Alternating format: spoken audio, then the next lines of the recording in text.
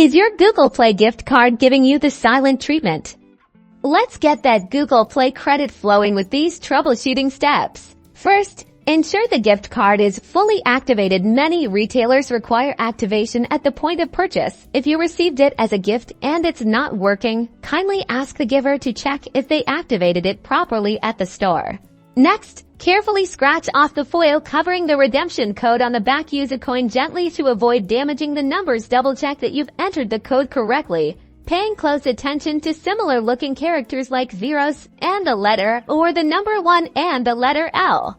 Region restrictions can also cause problems. Google Play gift cards are typically locked to the country where they were purchased. Verify that your Google Play account country matches the country where the gift card was bought. You can find the country associated with your Google Play account, which can be found in the settings. If you've tried all these steps and your Google Play gift card is still not redeeming, it's time to contact Google Play support. Go to the Google Play help website and search for gift card issues. You'll find options to chat with a representative or submit a request for assistance. They can investigate further and determine if there's an issue with the card itself. Don't let a finicky gift card keep you from enjoying your favorite apps and content.